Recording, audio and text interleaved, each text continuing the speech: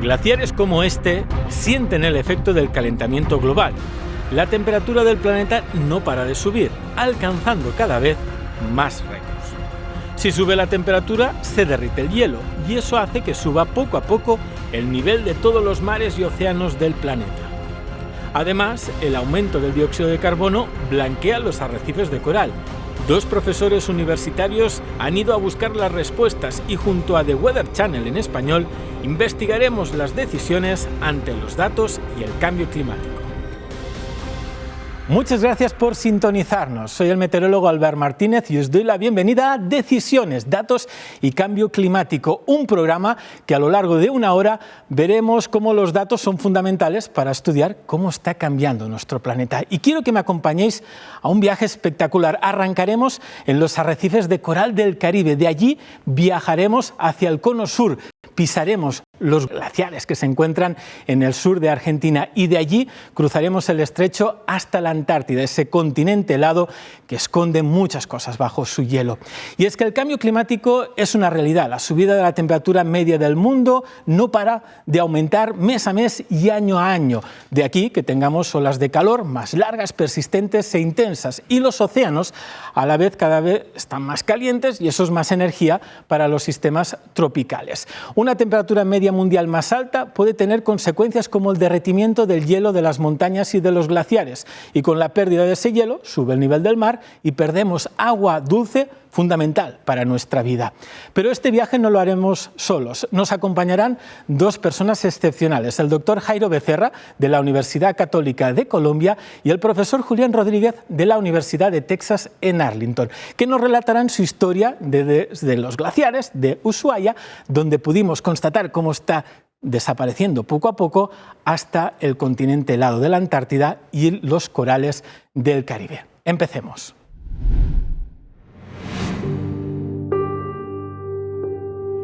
El 2023 presentó las temperaturas más altas de la historia. Huracanes más intensos, el incremento en sequías e inundaciones, el aumento de la temperatura en los océanos y el deshielo de los glaciares son parte de un gran cambio en el planeta. Y es que los datos no mienten. El planeta se está calentando y lo hace cada vez más deprisa. La Universidad Católica de Colombia y la Universidad de Texas en Arlington de Estados Unidos realizamos un proyecto de investigación y desarrollo para crear herramientas de adaptación al cambio climático. Por ello nos trasladamos a la Sierra Nevada del Cocuy, que está ubicada en el oriente central de Colombia. Teresa Ibáñez es guía en este parque nacional situado a unos 10.000 pies de altura. En sus glaciares encontramos unas importantes reservas de agua dulce. Esta parte, que es como una esponja, ¿Sí? es como un colchón de agua, ella lo absorbe y lo mantiene ahí y después lo va soltando. Eso es lo que mantiene toda esta parte de estas cuencas. Entonces por eso es la importancia de cuidar los frailejones y toda la vegetación que los acompaña. Ahora todo este hielo se está derritiendo. De acuerdo al Instituto de Hidrología, Meteorología y Estudios Ambientales de Colombia, hace 70 años el tamaño del glaciar ocupaba unos 10.000 acres, 39 kilómetros cuadrados. Hoy es un 70% más pequeño. Toda esta morrena que se ve que es como arena, eso era hielo, hace algunos años. Y hace más o menos 20 años estaba todo eso hasta arriba, los picos, con hielo. Su trabajo de guía ha permitido a Teresa ver estos cambios. Ahí habían dos lagunas, como vemos, las lagunas del Campanilla, ya solamente queda una. La contracción de los glaciares se evidencia en toda la cordillera de los Andes.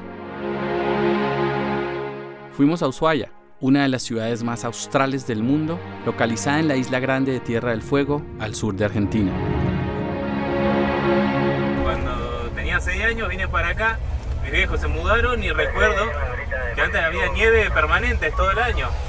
Walter Radkevich es conductor de taxi en Ushuaia y nos explica que los glaciares son el principal atractivo turístico de esta región conocida como el fin del mundo. Su desaparición sería catastrófica en todos los niveles. Y ya con la temperatura que está viendo hoy, 17 grados ahora. Está pronosticado 20 grados para el sábado, así que esta semana, a principios de noviembre, ya no tiene que quedar nada de nieve en los montañas. Se limpia bastante rápido. Visitamos los glaciares de Tierra del Fuego y hablamos con pilotos que sobrevuelan la zona. En este sector la cordillera no va de norte a sur, sino que va de este a oeste. Con el cambio climático, ¿qué cambios has visto? Mira, nosotros algo que vemos todos los días es el franco retroceso de los glaciares, que se nota. Es importante como año tras año van retrocediendo y se nota. La contracción del glaciar Ojo del Albino es un buen ejemplo. Un reanálisis del modelo europeo muestra que en los últimos 40 años, la temperatura en el fin del mundo ha aumentado 1.2 grados Celsius, 2.1 grados Fahrenheit. Este calentamiento está acelerando el deshielo. Bueno, el glaciar Martial, que es ese que está ahí, se puede evidenciar, digamos, que fue achicando su tamaño considerablemente, igual que el Ojo del Albino. Los glaciares andinos son pieza fundamental de los recursos hídricos de todas las sociedades en los Andes. Ya sea aquí en Tierra del Fuego o mucho más al norte, en Colombia, estos son los que se ven amenazados por el calentamiento global. Vamos a seguir hablando del agua, un elemento fundamental para la vida. Cuando miramos la Tierra desde el espacio es fácil entender que estamos en el planeta azul porque 3/4 partes de la Tierra está cubierta de agua. Pero el problema es que esta agua es salada, es el 97% de toda la que tenemos. Tan solo el 3% del agua del mundo es agua dulce que nosotros podemos aprovechar. ¿Y dónde se encuentra? Pues en las montañas, pero también en la Antártida, en el Polo Sur. Y hemos viajado hacia el cono sur, en el continente americano, descubriendo los glaciares que poco a poco están perdiendo su masa debido al calentamiento global. Uno de ellos es el glaciar Martial, pero también el Ojo del Albino. Son dos reservas de agua que poco a poco están desapareciendo, y al desaparecer, ya os podéis imaginar, las consecuencias pueden ser muy negativas para la comunidad local, pero también para todo el planeta, porque el agua termina llegando a los océanos. Durante los últimos años hemos visto cómo el nivel del agua del mar no ha parado de aumentar por dos razones: el deshielo y la subida de la temperatura, que hace que el agua caliente ocupe más volumen. Este es el aumento en los últimos 30 años y en los próximos 30 esperamos algo más del doble. De aquí los problemas para todas las comunidades que residen en la costa. Perder los glaciares, el hielo de las montañas, es lo que nos puede traer esa subida del nivel del mar. Pero además, fijaros, empieza a aparecer esa vegetación, esas rocas que han estado ocultas debajo del hielo durante mucho tiempo, y eso es capaz de absorber más energía solar. Es lo que conocemos como albedo. Si absorbe más energía solar, pues va a seguir subiendo la temperatura de la superficie. Por eso es crucial mantener esas áreas permanentemente cubiertas de nieve y de hielo, porque es capaz de rebotar mucho más la energía del mundo. Así que el albedo es clave para regular la temperatura del planeta. De aquí lo bueno de tener los polos congelados, pero la pérdida de ese hielo nos puede traer problemas con el agua de abastecimiento y evidentemente efectos sobre la agricultura y la producción de electricidad. Una situación que han descubierto nuestros dos acompañantes en este viaje por el planeta. Profesor Julián y doctor Jairo Andrés. ¿Profesor en y doctor en qué? Bueno, yo soy profesor de comunicación social, enseño periodismo televisivo en español en Estados Unidos y soy el director de la iniciativa de medios hispanos en la Universidad de Texas en Arlington. Desde Texas a Colombia. Sí, yo soy doctor en Derecho y Ciencia Política y soy director del Centro de Investigaciones Sociojurídicas en la Universidad Católica de Colombia. Y ahora la pregunta es evidente: ¿cómo uno de Texas y uno de Colombia se encuentra para arrancar este increíble viaje? Sí, bueno, fue algo muy curioso. Coincidimos en una reunión en Colombia, estuvimos conversando y estábamos precisamente en la Universidad Católica buscando ampliar esos horizontes de investigación desde el punto de vista interdisciplinario, y pues empezamos esa colaboración muy productiva. ¿Y por qué estos destinos, Julián? El Caribe, la isla de San Andrés, los glaciares y la Antártida. Tiene que ver mucho con la ley de transparencia del 2014 en Colombia. Los Estados Unidos tenemos esta ley de transparencia que se conoce como el Freedom of Information Act desde décadas atrás. Y creo que es algo muy importante que podíamos traer a Colombia y queríamos buscar esa manera de poder conectar los datos públicos y los colombianos con estos. Y de este viaje tan increíble, ¿con qué imagen os quedáis? ¿Dónde habéis visto realmente un mayor impacto del cambio climático? Bueno, definitivamente en los glaciares, en toda la cordillera de los Andes, ese retroceso de los glaciares es muy evidente, pero por supuesto un lugar muy especial para nosotros es la Antártida, por lo que nos costó llegar a ella, por ese medio ambiente tan diferente a lo que nosotros estamos acostumbrados. Es como llegar a otro planeta, tienes que atravesarlo en 2 días enteros en un mar supremamente bravo. Y llegar a la Antártida es el premio más grande que puedes recibir. ¿Y cuánto duró todo este viaje? ¿Cuándo empezó esta aventura?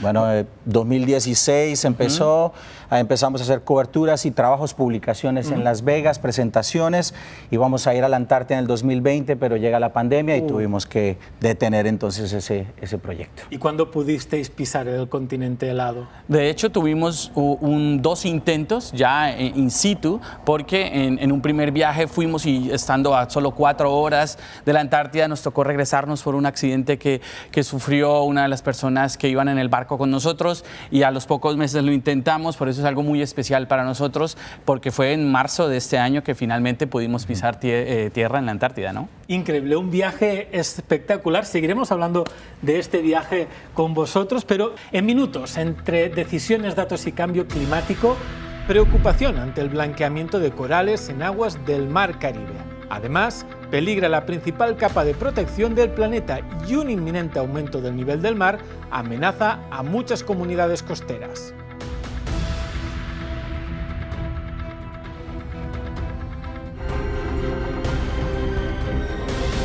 Una de las zonas del mundo que más está sufriendo esa subida de temperatura son los mares, más calientes, más ácidos porque hay más dióxido de carbono, y especies como esta pues se está blanqueando y están desapareciendo. Nos vamos a sumergir en las cálidas aguas del Caribe para ver cómo está esa zona del planeta. El impacto de los cambios de temperatura se puede ver en los arrecifes coralinos de la isla de San Andrés, así como también en las islas del Tierra del Fuego al sur de Argentina, morada de una belleza natural asombrosa.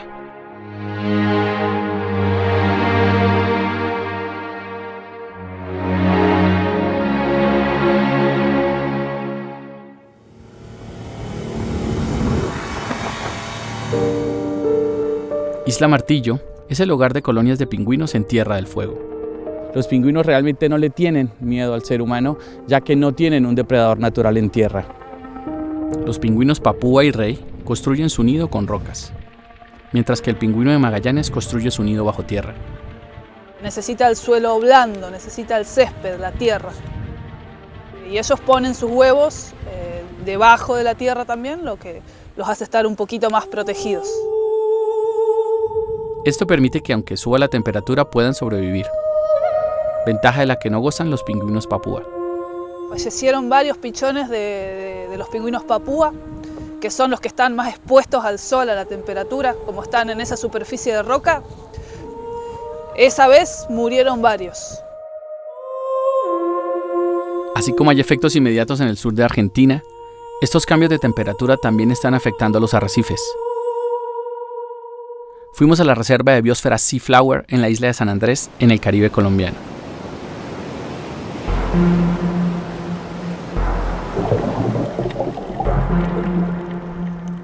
Mariana Génico es bióloga de corales de paz y coautora de un estudio que resalta el alto decaimiento del coral y las floraciones de algas que amenazan la vida marina en la reserva.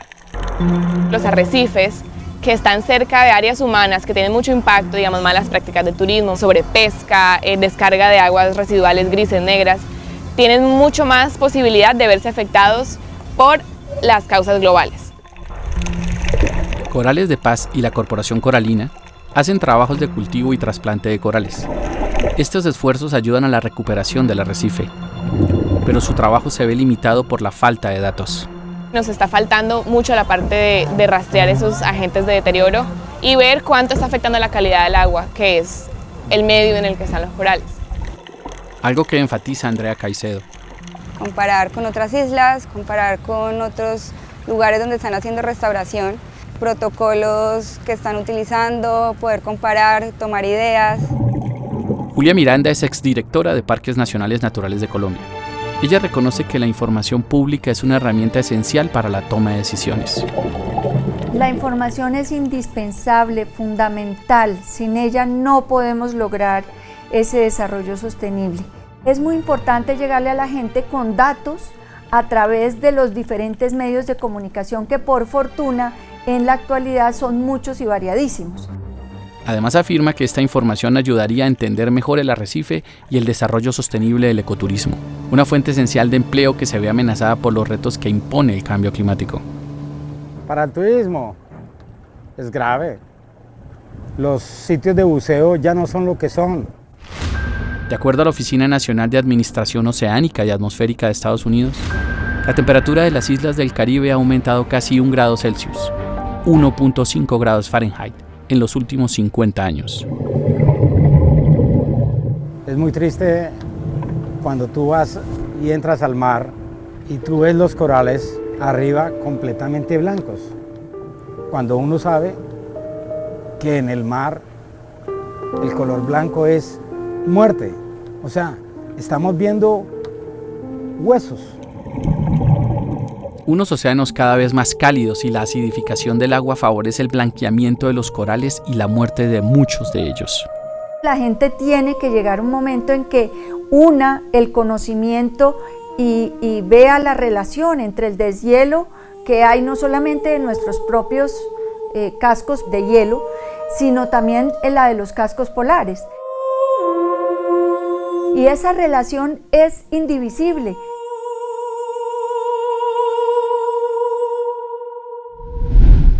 No me digáis que esos corales del Caribe nos han dejado la boca abierta con esos colores y esa gran cantidad de especies. Pues bien, la mala noticia es que eso puede estar desapareciendo en muy poco tiempo, y es que desde la revolución industrial no hemos parado de ver cómo la temperatura media del planeta no ha parado de subir. De hecho, durante el 2023 hemos alcanzado máximos históricos, una temperatura que no para de aumentar y que hacemos virales los meteorólogos a través de estas bandas de colores. Fijaros en estos rojos y morados. En los últimos 30 años la subida ha sido mucho más pronunciada.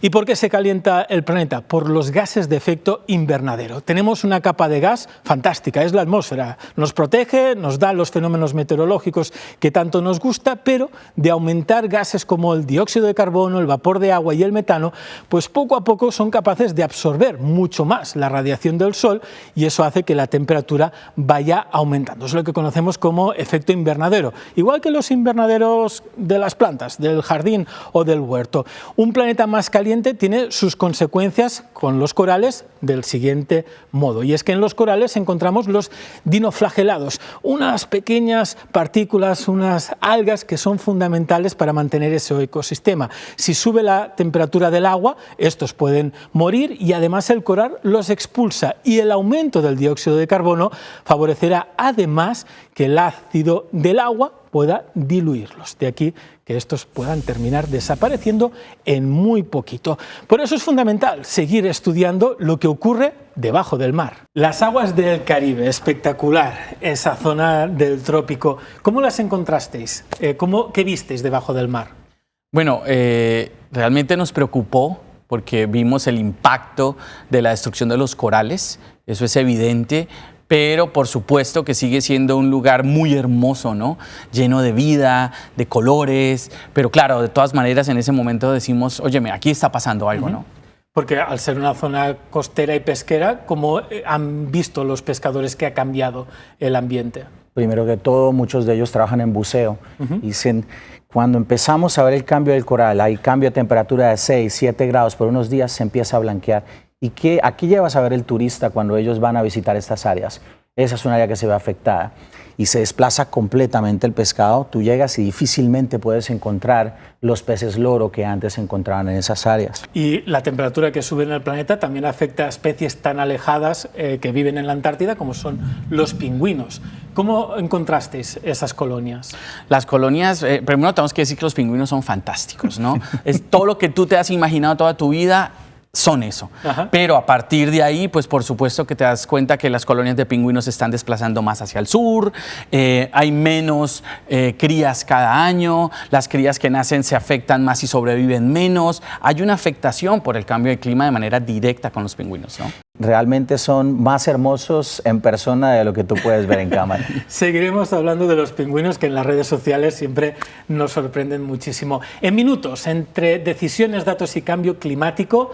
Si no fuera por la Antártida, si no fuera por el hielo que tenemos en la Antártida, habría un desbalance natural de todas las especies, de toda la cadena alimenticia. La pesca y otras fuentes de alimentos se enfrentan una gran amenaza. Ya regresamos con mucho más en Decisiones, Datos y Cambio Climático.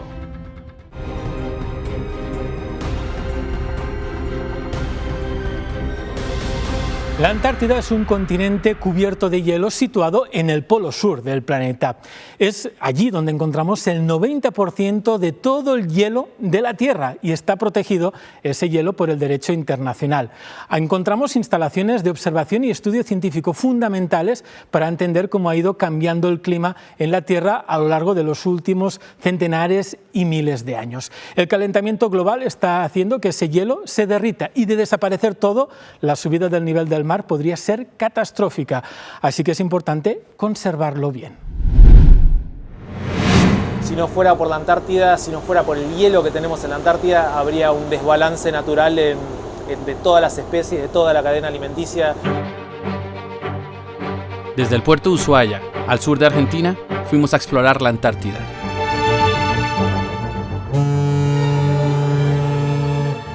Sudamérica y Antártida están separadas por unos 1000 kilómetros, unas 700 millas. Este es el Mar de Oces, también conocido como el Paso de Drake. Para cruzar el Mar de Oces se necesitan unos 2 días en barco, una travesía muy difícil por los fuertes vientos que nunca dejan de mecer la embarcación. Este viento del oeste es la corriente circumpolar de la Antártida, que transporta agua entre los océanos Pacífico, Atlántico e Índico. De hecho, el mareo en alta mar es extenuante. Los fuertes vientos, cambios de temperatura y tormentas convierten esta zona en una de las más peligrosas para navegar del mundo. Ya a las puertas de la Antártida, el desembarco sigue un protocolo. Antes y después de pisar tierra, todo debe ser desinfectado para evitar traer especies no nativas al continente helado.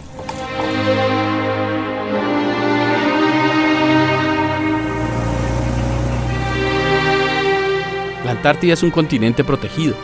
Si bien muchos reclaman su soberanía, el Tratado Antártico lo mantiene como un lugar para la ciencia y la cooperación internacional. Eso se evita en la Antártida teniendo estas medidas que no permiten alterar estas interacciones naturales entre las especies y el ambiente. La NASA reporta que el cambio climático está provocando que los océanos se calienten y los glaciares se derritan. Desde 1880 hemos visto un incremento de 20 centímetros, 8 pulgadas, en el nivel de los mares. Para finales de este siglo, según la NASA, esperamos un aumento de hasta 1.2 metros, 4 pies más. Que reflejen esa onda electromagnética. Algo que ratifica Sergio Sirov, capitán del buque Ushuaia. ¿Qué se ve en estos 30 años? Sí veo glaciares que se retraen y que asoman rocas y que hay bordes de costa que cambian, se van retrayendo porque hay claramente se ve una retracción de los glaciares. La Antártida es la reserva de agua dulce más grande. Allí se encuentra el 70% de todo el agua dulce del planeta. Si se derrite todo este hielo, se elevaría el nivel de todos los mares en 200 pies. Martín Rosas, guía de expediciones en Antártida, asegura que podrían verse consecuencias graves si el deshielo actual continúa. Desaparecerían islas, desaparecerían las costas de muchos países, ni hablar de países como los Países Bajos, estarían completamente por debajo del nivel del mar. El Centro Nacional de Datos de Hielo y Nieve en los Estados Unidos reporta que la Antártida llegó a su mínimo de hielo en 2023. Entre 1997 y 2021 se ha perdido un 2% de su superficie congelada, un deshielo que sigue sin parar. Estamos en una colonia de pingüinos barbijos. El krill es el principal alimento de estas especies. A medida que el cambio climático aumenta las temperaturas del océano, el hielo se desplaza y asimismo el krill. Y la colonia de pingüinos, por lo tanto, cada vez se está construyendo más hacia el sur del continente.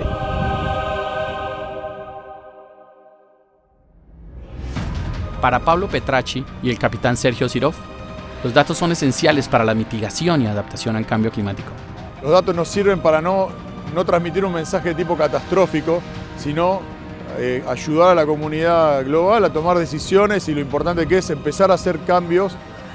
Donde no se coleccionan datos o donde se navega o se realiza una actividad y los datos no se anotan, es prácticamente no haber estado en el lugar y no haber hecho nada. No es tan baja como debería ser por el cambio climático. Algo que para el activista y profesor de leyes Fernando Tarapou va más allá. Detengamos el cambio climático. ¡Cómo! Si no hay una conciencia tanto de la comunidad científica como la comunidad en general, por más que los datos estén disponibles, no hay nada que hacer.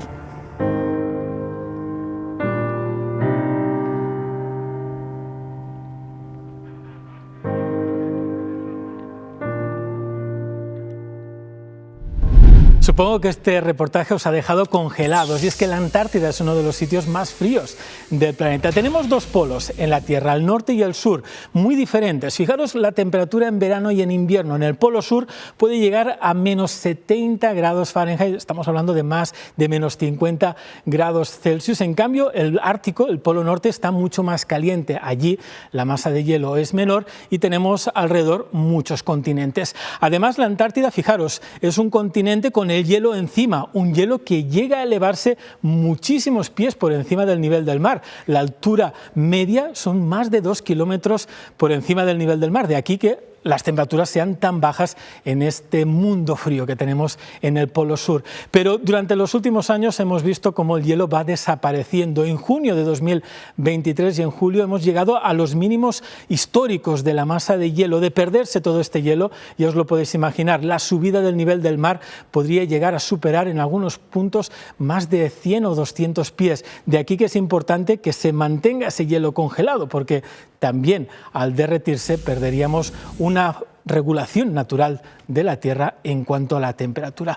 Nuestros profesores han viajado a la Antártida, han descubierto lo que está ocurriendo debido al cambio climático.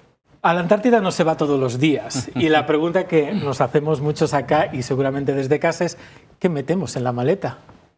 Bueno, pues primero que todo, doble de todo, ¿no? Por si acaso, yo creo. Entonces, doble de medias, doble de baterías y algo muy importante, yo creo, la foto de tu esposa y de tus hijos, porque cuando el barco se empieza a mover, pues te aferras a algo, ¿no? Creo yo, ¿no? ¿Fue duro el viaje en barco, Julián? Durísimo. Dos días en el paso de Drake es una prueba existencial. Creo que ahí te preguntas muchas cosas, desde qué hago acá, pero sigues pensando a dónde vas a llegar, qué es lo que estás haciendo. Y bueno, y no perder la esperanza. Yo creo que si habría que echar algo en la maleta es esperanza. Esperanza, eso es fundamental, más si queremos luchar contra el calentamiento global. ¿Cómo sentisteis ese frío? Tú sientes el frío acá, lo sientes acá, pero no alcanzas a tener una visión completa, una sensación completa del clima por toda la protección que llevas. Para nuestra sorpresa, hubo un día en donde simplemente estaba lloviendo sobre hielo.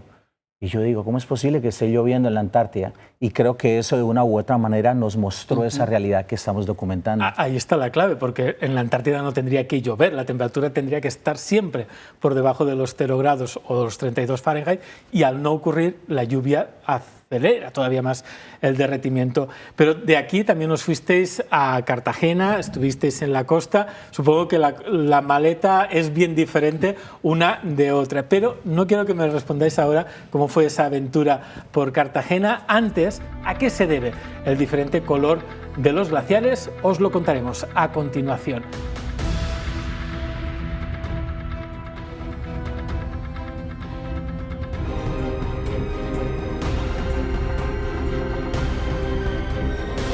Miren, para estudiar cómo cambia la temperatura del mar, la Dirección General Marítima de Colombia ha instalado boyas como esta en diferentes puntos del Caribe. Tienen partes muy bien definidas. La base es fundamental porque eso la mantiene anclada en un punto muy concreto. Los paneles solares sirven para obtener la energía para que funcione la estación meteorológica y el transmisor. Y toda esa data se estudia, se analiza y puede ayudar a que entendamos un poquito más por qué los océanos, los mares aumentan de temperatura, cómo cambian las corrientes y así hacer mejores pronósticos de cara al futuro.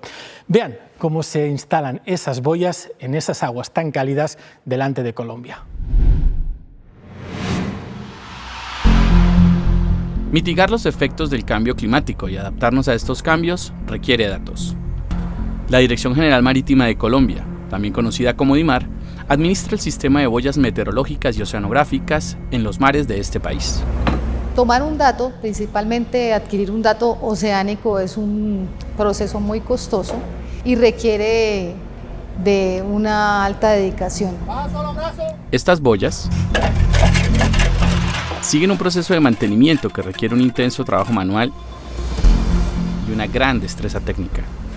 Si queda todavía bastante sucio, se le pone una pulidora con una grapa para dejarlo totalmente otra vez limpia y volverla a pintar. El proceso también involucra salvar en lo posible la fauna que ha hecho hogar en estas boyas fondeadas en el mar. Está casi para desovar. Los naranjas son huevos. Estos se regresan al agua. Colombia ha modernizado sus astilleros y hoy produce sus propios buques.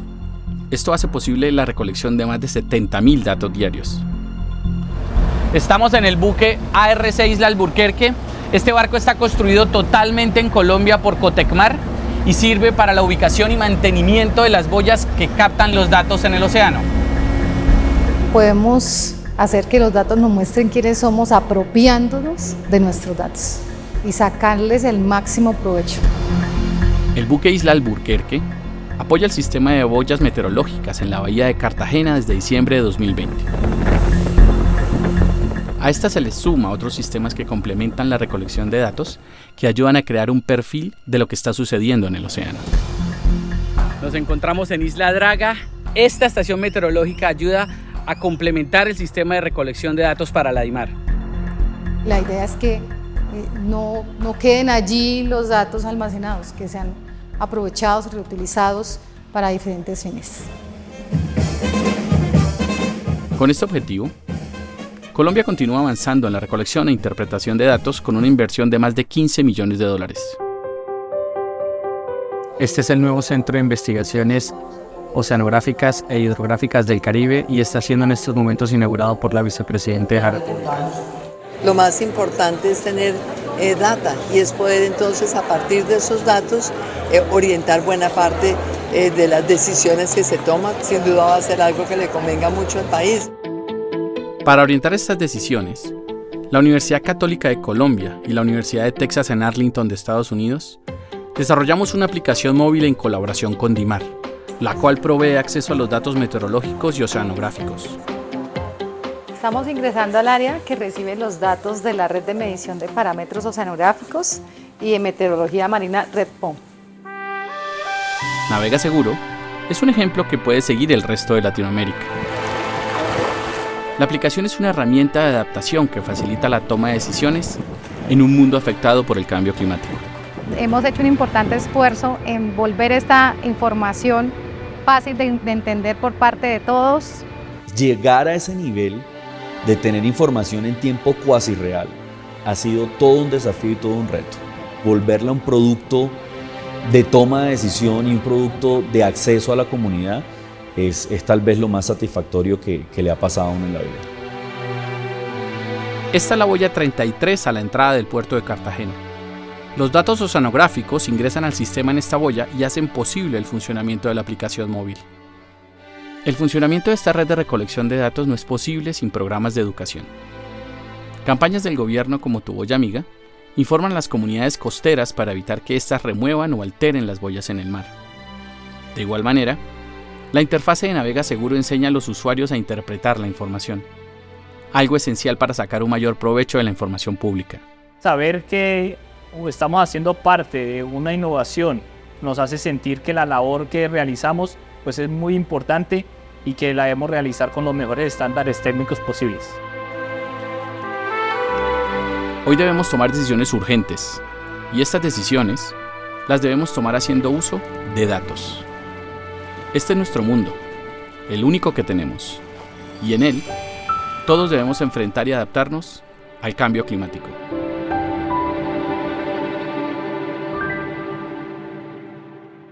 Como podéis ver, el Caribe está muy caliente, por eso es fundamental instalar boyas meteorológicas como la que hemos visto para entender un poquito más cómo se calienta toda esta superficie. Fijaros, delante de la costa de Colombia tenemos todo este grupo de boyas fundamentales para obtener información y así mejorar esos modelos de pronóstico para la temporada de huracanes, pero también para la vida de los pescadores. Vamos a hablar con el profesor Julián Rodríguez y el doctor Jairo Becerra sobre esta tecnología de las boyas que tienen delante de la costa de Colombia.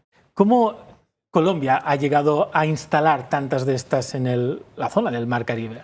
Bueno, algo muy interesante en Colombia es que ellos ya están construyendo sus propios buques. Y estos buques los están haciendo con una tecnología que les permite transportar, recoger, instalar esas boyas meteorológicas y oceánicas que tienen. Y hemos podido ver cómo se instalaban, incluso cómo usted se subía a una de ellas. ¿Qué tal fue esa experiencia? Realmente enriquecedora. Yo creo que en la ciencia, en la investigación, es determinante poder ir al lugar, experimentar, tocar, oler, ver. Entonces, por supuesto, el simple hecho de subir a una boya que está en movimiento en el mar, pues ese movimiento así sea mínimo, te da a ti una sensación de inseguridad. Experimentas el peso, por ejemplo, de la boya y lo difícil que es, por ejemplo, cuando hay que ir a repararlas, ¿no? ¿Dónde va toda esa información que se obtiene? Bueno, eso es una información que afortunadamente ahora podemos acceder en tiempo real. Terminan los servidores de DIMAR, que es la Dirección General Marítima de Colombia, y accedemos a esos servidores que son los que prestan el servicio de la aplicación. Sí, por eso la aplicación se ha desarrollado en conjunto con la Dirección General Marítima de Colombia, porque ellos reúnen los datos, los limpian, ¿no? Les dan esa calidad que se requiere con los datos y después las transmiten en tiempo real a la aplicación y de ahí a la ciudadanía en general para usarlos. Y ahora cualquier pescador puede tener en su celular, en su teléfono móvil, esa aplicación que le deja saber en qué estado se encuentran los océanos. Uno de los principales fines de este tipo de regulaciones para que los ciudadanos accedamos a los datos públicos es la reutilización de los mismos. La gran limitante que encontramos con los datos públicos, más que todo, es cómo pensamos acerca de los datos públicos. Son nuestros, tenemos acceso a ellos y tenemos que romper con ese mito que existe detrás de los datos públicos. Increíble la aventura en la Antártida, la aventura en el Caribe y de las aguas turquesas y azules del Caribe a los glaciares, con esos colores blancos, azules, supongo que os sorprendieron muchísimo, ¿no? Pero si acaso eso lo respondemos y lo vemos más adelante y nos preguntaremos, ¿no? ¿A qué se debe el diferente color de los glaciares? Os lo contaremos a continuación.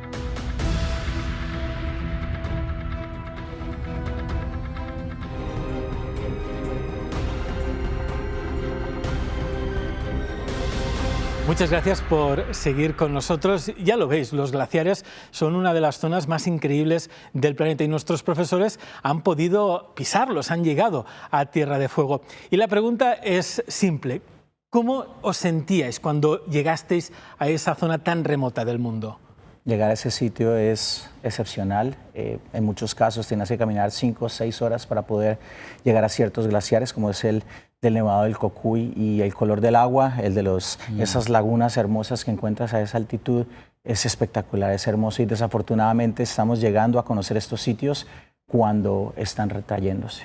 ¿Y qué colores veíais? ¿Cómo lo veíais? ¿Blanco, azul, verde? ¿Qué color dominaba más? Completamente azul, un azul puro como el del cielo y es un color que también lo vimos reflejado en el hielo, ¿no?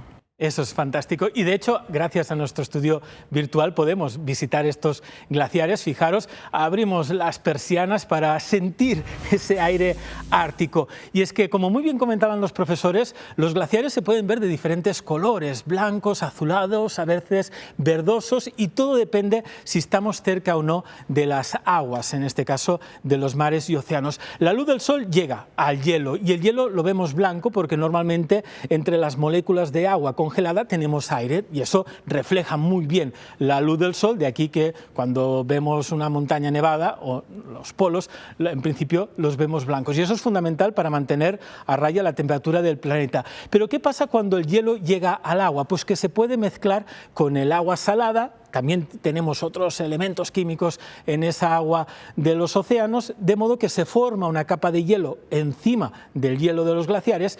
Al tener más impurezas, absorbe más la luz del sol, de aquí que veamos esos colores azulados. E incluso a veces, cuando se añaden las microalgas al fitoplancton, podemos llegar a ver colores verdosos. De aquí la importancia de que no perdamos esas masas de hielo, porque son las encargadas de reducir la temperatura de nuestro planeta. De alguna manera son como el paraguas que hacen que los rayos del sol reboten y vuelvan a escaparse. Es lo que conocemos como albedo. Y la subida media de la temperatura del mundo está haciendo que estos se vayan derritiendo. La zona de la Patagonia es increíble. Tenemos esas montañas, las estribaciones de los Andes y esos glaciares. ¿Cómo fue el ascenso a esas montañas cubiertas de nieve y hielo? Bueno, realmente la mejor manera de visitar estos espacios tan extraordinarios es por medio de un helicóptero. Así que tomamos un helicóptero y estuvimos sobrevolando el área hasta que sobrevolamos el Ojo del Albino, subimos en la Laguna Esmeralda. Hicimos algunos aterrizajes y poderlos ver de cerca, por supuesto, desde un punto tan extraordinario, porque es que las montañas en Ushuaia, al final de los Andes, son solamente de 1.500 metros, no son montañas realmente muy altas, pero por su posición todavía tienen este glaciar, tienen este hielo, y poderlo ver de cerca es extraordinario. ¿Y la gente de la zona cómo ha visto ese retroceso? ¿Cómo es súper evidente, es súper evidente para ellos.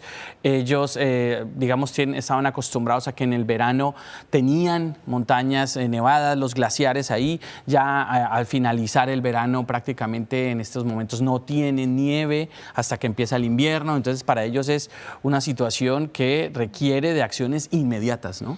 Y como cualquier otra comunidad dependen de esos glaciares para el turismo, porque en el invierno es cuando vienen los turistas a hacer esquí, y esos turistas provienen generalmente del norte de Estados Unidos, de Canadá, de Europa, y se van a practicar estos deportes entonces a Ushuaia, en Argentina.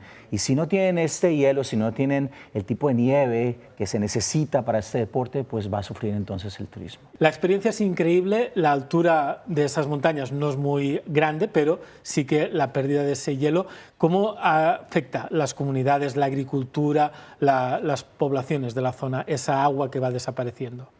Mira, va afectando mucho, por ejemplo, el martial. El martial es esencial para prestarle ese servicio de agua a la ciudad de Ushuaia. Si empiezan a desaparecer estos glaciares, por supuesto que va a desaparecer esa fuente. Increíble esta aventura por la zona de Tierra de Fuego, el sur del continente americano. Vamos a seguir esta conversación porque hay mucho más en Decisiones, Datos y Cambio Climático. No os desconectéis porque el viaje no ha hecho más que empezar.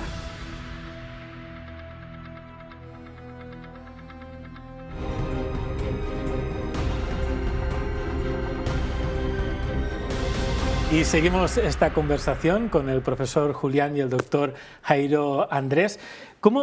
Doctor, ¿cómo podemos concienciarnos desde el punto político con este tema de las decisiones tomadas a partir de los datos?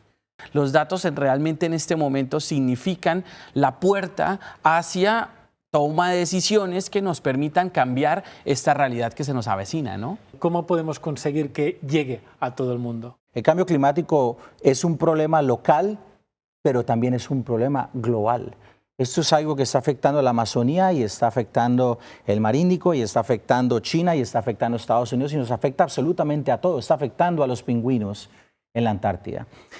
No podemos pensar que simplemente vamos a hacer un cambio aquí y eso va a cambiar la situación, los cambios que tenemos a nivel local. No, eso va a tener un impacto a nivel global. Y darle esos espacios en los noticieros, darle esos espacios como lo estamos haciendo aquí en el Weather Channel en español, es esencial para poder avanzar el tema. Y después de este viaje, ¿creéis que podemos arreglar el problema del calentamiento global o aquí ya no hay vuelta atrás? Yo creo que sí lo podemos hacer, pero tenemos que actuar rápido. Mirando esos datos que nos muestran cómo era el pasado de nuestro país, de nuestra área local, del planeta, y ponerlos en el contexto actual. Y eso nos enseña mucho acerca de nosotros y de las decisiones que estamos tomando y las decisiones que debemos tomar para poder lograr esos cambios inmediatos que necesitamos a nivel global. solo me queda agradecer a esta gran experiencia del doctor Jairo Andrés y del profesor Julián Rodríguez, que han viajado desde el Caribe hasta las montañas del sur de Argentina y Chile y han cruzado ese estrecho de Drake, ese paso de Drake, hasta pisar la Antártida. El calentamiento global sigue ocurriendo y detenerlo está en manos de todos, desde casa hasta los gobiernos. No se olviden de seguirnos a través de nuestras plataformas, a las redes sociales nos encuentran como Conexión con el Tiempo. Hasta la próxima. Una nueva ocasión para seguir hablando de este tema, cambio climático, los datos y las decisiones.